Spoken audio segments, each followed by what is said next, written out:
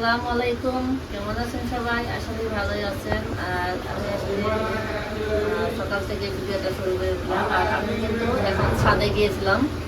তো ছাদে কিন্তু পুঁইশাকের একটা গাছ, তো গাছটা কিন্তু আমি ডুবাগুলো মানে কম ভেজে দিয়ে আসলাম। আবার নিচে ডুবা বেরিয়েছে, এগুলো তো নষ্ট হয়ে যাবে। তাই একটু শাকটা ছিল, এগুলো আবার কেটে নিয়ে আসলাম। আর একটা পাতা বের কত বড় পাতা আসছে, এই দুটো ডুবা নিয়ে আসছি, আর একটা শাক নিয়ে আসছি। আর ছোটো গাছ তো মানে এরকম ডুবা বেরিয়ে গেছে 4-5টা, তো ওগুলো আবার ছাদে উঠিয়ে দিলাম, দিয়ে এগুলো কেটে নিয়ে আসলাম। আর এখানে শাকগুলো কেটে রান্না করবো, ছোটো মাছ দিয়ে রান্না করি। মাছ যাতে আমার কাছে শাক কত গাছতে উঠাইলাম। আর গেছিলাম কিন্তু আমার কচু গাছে শাক কাটতে, কচু গাছটা যায় রোদে, গাছটা একদম লাল হয়ে গেছে। আবার বৃষ্টি হলে মনে হয় ঠিক হয়ে যাবে। তো গাছটা আরও অনেক সুন্দর হয়েছিল, কিন্তু গাছটা রোদে নষ্ট হয়ে গেছে। তো এখন আমি শাকগুলো কেটে নেবো। আর এখানে যে আলু পেঁয়াজ এগুলো পটল এগুলো সব কেটে নিচ্ছি, চুলাই দিচ্ছি, চুলাই তারপরে কেটে নেবো।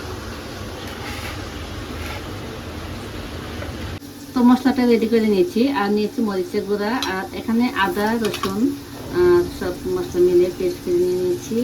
আর এখানে মাংস মশলাটা যে সব মশলা গুঁড়া করে নিয়েছি, সব কিছু রেডি করে তো রান্নায় চলে আসলাম। আর চুলায় কিন্তু আমি পাতিলটা বসায় দিয়ে দিয়েছি, আর বাকি পেঁয়াজ দারচিনি এলাচ দিয়ে দিয়েছি।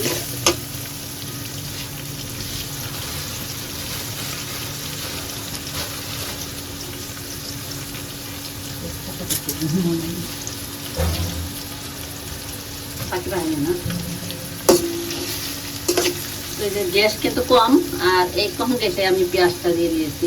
তো পানি গরম করে কষাই দিয়ে দিয়েছিলাম, পানিটা গরম করে নিয়েছি। পেঁয়াজটা ভাজা হলে মশলা দিয়ে দিচ্ছি, তাড়াতাড়ি হয়ে যাবে। তো পেঁয়াজটা ভেজে দিচ্ছি।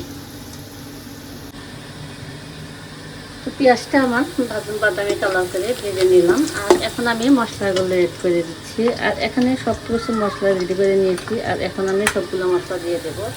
তো এই যে সব মশলা।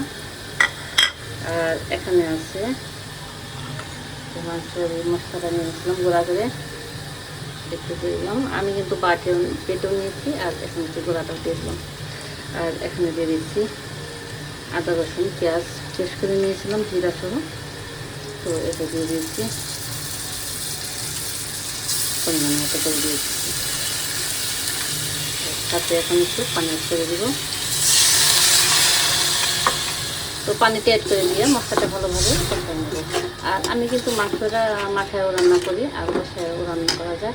তো আমি আজকে কিন্তু কষায় রান্না করে নিচ্ছি। তো যে মশলাটা পানি দিয়ে অ্যাড করে দিলাম। তো এখন মশলাটা ভালোভাবে কষাই নেব। তো মশলাটা কষাই নিয়ে এখন মাংসটা দিয়ে দিলাম। আর মাংসটা আমি এখন ডেকে দিচ্ছি, ডেকে ভালোভাবে কষাই নেব। আর এদিকে আমি রেডি করে নেব। তো এখন মাংসটা এতে রান্না করবো, আমি ছোটো মাছ দিয়ে রান্না করবো, রান্না করে রেখে দেবো রাতের জন্য। আর দুপুরে কিন্তু আমি মাংস রান্না করে নেব, আর পোলাও রান্না করে নেব, আর কাবাব করে নেব দুপুরের জন্য। তো রাতের জন্য আমি আবার একটা মাছ রান্না করে নিচ্ছি। আর এটি কিন্তু আমার গাছ থেকে পুঁই শাক নিয়ে আসছিলাম, আর পুঁই শাক কিন্তু অল্প ছিল, এই জন্য কিন্তু সাথে আমি 2টা পটল দিয়ে দিয়েছি, আর একটা আলু দিয়ে দিয়েছি। তো এটি দিয়ে কিন্তু আমি পুঁটি মাছ দিয়ে রান্না করে নেব রাতের জন্য। আর দুপুরের জন্য এগুলো এদিকে মাংস রান্না করে দিচ্ছি, আর পোলাও রান্না করে দিচ্ছি। তো মাংসটা এখন কষাই নেবো, ডেকে দিচ্ছি। তো রান্নাটা কিন্তু শেষ। আর এখানে যে মাংস রান্না করা হয়ে গেছে, আর পুঁটি মাছ দিয়ে যে পুঁই শাক দিয়ে আলু দিয়ে রান্না করে নিলাম। আর এখানে আমি যে মাংস পিস রেখেছিলাম, তো এটা কাবাব বানিয়ে নিলাম। এখানে দিয়ে দিয়েছি কাঁচা পেঁয়াজ মরিচ, আর মাংস মশলা দিয়ে দিয়েছি, বিস্কুটের গুঁড়া, ডিম, মাংস মশলা দিয়ে কিন্তু আমি গুঁড়া করে নিয়েছি, একটু হলুদ দিয়েছি, ধনিয়ার গুঁড়া দিয়ে দিয়েছি, একটু মরিচের গুঁড়া। তো দিয়ে এটা মাখায় নিয়ে নিয়েছি, মাখায় কাবাব বানিয়ে নিলাম। এটা কিন্তু আজকে কাঁচা মাংস দিয়ে আমি কাবাবটা বানিয়ে নিচ্ছি। তরকারি মাংস থেকে আমাদের আরেকটা আইটেম হয়ে গেলো, কাবাবের আইটেম হয়ে গেলো। আর এখানে কোনো ডাল কিন্তু আমি ব্যবহার করিনি, কোনো ডাল ছাড়া।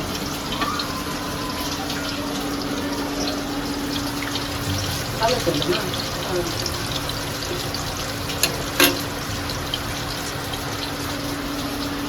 আবার এইদিকে কিন্তু মাছটা রান্না করেছি দুপুরে রাতের জন্য। আর এখানে এই যে গরু মাংস রান্না করে নিলাম, কাবাব, আর এই যে পোলাও রান্না হয়ে গেছে। তো দুপুরের জন্য পোলাও, গরুর মাংস, কাবাব, গরুর মাংস দিয়ে কাবাব বানিয়ে নিয়ে নিচ্ছি। তো দুপুরের জন্য রান্নাটা শেষ। তো রাতের জন্য কিন্তু আবার ভাতটাও কিন্তু একটু বসাই দিয়েছি, যে ভাত যদি খায় তরকারি রান্না করে নিচ্ছি মাছের। তো ভাতটা বসাই দিলাম। তো দুপুরের মতো রান্নাটা শেষ। তো পরবর্তীতে কিছু করলে আপনার সাথে শেয়ার করবো।